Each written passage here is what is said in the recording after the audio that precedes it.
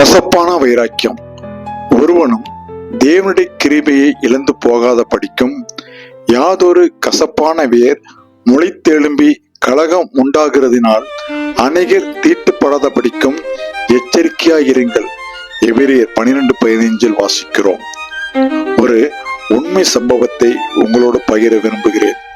கிபி 1592 98 வரை ஜப்பானியர்கள் கொரியா தேசத்தை கைப்பற்றி அதில் ஊடுருவி இருந்தார்கள். மற்ற எல்லாரை பார்க்கிலும் ஜப்பானியர் கொரியர்களிடம் மிகவும் மோசமாக நடந்து கொண்டார்கள். விசேஷமாக பெண்களையும் சிறு குழந்தைகளையும் அவர் நடத்திய விதம் மிகவும் கொடுமையானது. ஜப்பானிகள் கொரியாவை கைப்பற்றியவுடன் முதலில் செய்த காரியம் அங்கிருந்த தேவாலயங்களை இழுத்து மூடியதுதான். மற்றும் வெளிநாட்டிலிருந்து வந்த மிஷனரிகளை உள்ளே அனுமதிக்க மறுத்தனர். ஞாயிற்றுக்கிழமைகளில் ஆராதனைகளை முழுவதும் நிறுத்திய ஜப்பானியர் முக்கியமாக போதகர்களை சிறையில் அடைத்தனர். அதில் ஒரு போதகர் மாத்திரம் காவல்துறை அதிகாரியிடம் அடிக்கடி போய் தன் சபையை ஒரு ஞாயிறாவது ஆராதனை நடத்த அனுமதிக்கும்படி கேட்டுக்கொண்டே இருந்தார். அவருடைய தொல்லையை பொறுக்காமல் அந்த அதிகாரி ஒரு ஞாயிறு ஆராதனைக்கு அனுமதித்தார். உடனே இச்செய்தி வேகமாக பரவியது. இதுவரை ஆராதனைக்கு செல்ல முடியாமல் இருந்த கிறிஸ்தவர்கள் அனுமதி கிடைத்தவுடன் சூரியன் உதிக்கும் முன் குடும்பமாக ஆலயத்துக்கு சென்று காத்திருந்து கதவுகளை அடைத்து கர்த்தரை ஆராதிக்க ஆரம்பித்தனர். கொரிய சபை மக்கள் மிகவும் அழகாக பாடுபவர்கள். அவர்களின் பாடல் சத்தம் மூடியிருந்த கதவுகளை மீறி வெளியே அழகாக ரிங்காரமிட ஆரம்பித்தது. அவர்கள் உம்மண்டை கர்த்தரே என்னும் பாடலை பாட ஆரம்பித்த போது வெளியே இருந்த ஜப்பானிய அதிகாரி ஒருவன் தன் படைக்கு உத்தரவிட ஆரம்பித்தான். ஆலயத்தின் பின்புறம் இருந்தவர்கள் கதவுகள் திறக்கப்படும் சத்தத்தை கேட்டார்கள். ஆனால் அவர்கள் ஒருவரும் அறியவில்லை அந்த ஆலயம் முழுவதும் மண்ணெண்ணையால் மூழ்கி கொண்டிருக்கிறது என்று. பின் அதன் மேல் நெருப்பை வீசினர். புகை வர ஆரம்பித்த போதுதான் உள்ளே இருப்பவர்களுக்கு தங்கள் ஆலயம் நெருப்பு வைக்கப்பட்டிருக்கிறது என்று தெரிய வந்தது. உடனே உள்ளே இருந்தவர்கள் ஜன்னலின் வழியாக தப்பும்படி வெளியே போக துடித்த போது வெளியே இருந்த இராணுவத்தினர் துப்பாக்கியால் அவர்களை சுட்டனர். போதகர் இந்த பாடல் வரிகளை பாட ஆரம்பித்தார். உடனே சபையாரும் அவருடன் இணைந்து தங்கள் கண்களுக்கு முன் நெருப்பு கொழுந்துவிட்டு ஏறிய தாங்கள் அனைவரும் மரிப்பதற்கு முன் உம்மண்டை கர்த்தரே நான் சேரட்டும் என பாடலை பாட ஆரம்பித்தார்கள். அவர்கள் பாடியதை வெளியிருந்த ஜப்பானியரும் கொரியரும் கேட்டுக்கொண்டிருந்தார்கள். அவர்கள் பாடியபடியே மறுமைக்கு கடந்து சென்றார்கள். எரிந்து போனவர்களின் சடலங்களை எடுத்து சுத்தம் பண்ணுவது எளிது. ஆனால் உள்ளத்தில் எரிந்து கொண்டிருந்த வேதனையையும் வெறுப்பையும் எடுத்து விடுவது எளிதல்ல.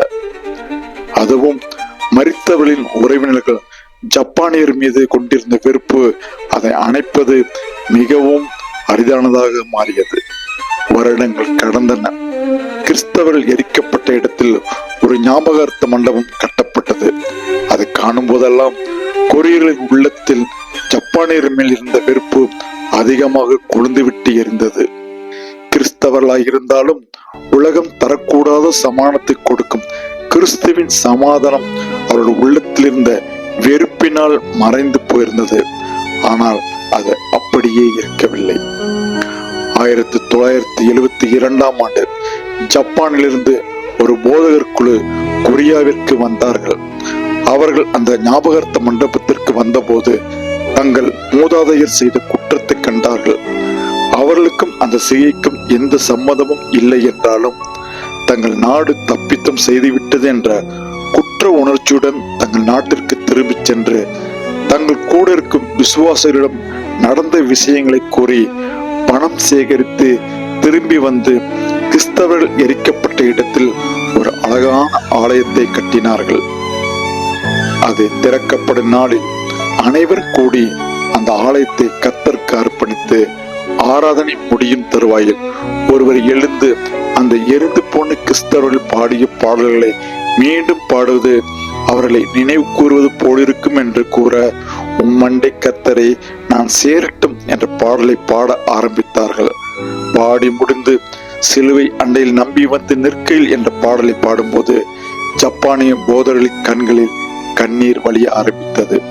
அவர்கள் தங்கள் கொரிய நண்பர்களை கரங்களை பிடித்துக் கொண்டு கண்ணீரோடு தங்களை மன்னிக்குமாறு கெஞ்ச ஆரம்பித்தார்கள். கொரியர்களின் இருதயம் கரையவில்லை. ஆனாலும் விடாமல் ஜப்பானில் கேட்டுக்கொண்டிருந்த பொழுது, அந்த பாடலின் அர்த்தத்தை அவர்கள் கேட்டுக்கொண்டிருந்த பொழுதுதானே கர்த்தர் கொரியர்களின் இருதயத்தில் கிரியை செய்ய ஆரம்பித்தார். அத்தனை நூற்றாண்டுகளாக இருந்த பகைமை மறைந்து கிறிஸ்துவின் அன்பு பெருக்கெடுக்க ஆரம்பித்தது. ஜப்பானியரின் மன்னிப்பின் கண்ணீரும் கொரியர்களின் மன்னித்ததன் கண்ணீரும் கலந்து அந்த இடம் முழுவதும் தேவ பிரசன்னத்தான் நிரம்பியது. எனக்கு அருமையான பிரியமானவர்களே, நாமும் யார் மேலாவது கசப்பையும் விரோதத்தையும் வைத்துக் கொண்டிருக்கிறோமா? கிறிஸ்துவின் சிலுவையின் அன்பு நம்மிலும் கடந்து வரட்டும். மற்றவர்களின் குறைகளை நாம் மன்னிப்போம். கிறிஸ்து எந்த தவறும் செய்யாதிருந்தும் அவரை சிலுவையில் அறைந்தவர்களை பார்த்து, பிதாவே, இவர்களுக்கு மன்னியும், தாங்கள் செய்வது இன்னதென்று அறியாதிருக்கிறாளே என்று சிலுவையில் இருந்தபடியே வேண்டினாரே. கிறிஸ்தவர்கள் என்று சொல்லிக் கொள்கிற நாமும் அவருடைய அடிச்சுவடுகளில் நடக்க வேண்டாமா? கசப்பான வேர் நமக்குள் முளைத்தெழும்ப வேண்டாம். கர்த்தருடைய கிருபையை நாம் இழக்க வேண்டாம். எத்தனையோ வருடங்கள் கழித்து ஜப்பானியர்கள் மேலிருந்த வெறுப்பை கொரியர்கள் மன்னித்தார்களே. சாத்தான் அந்த இடத்தில் தோற்று போனானே.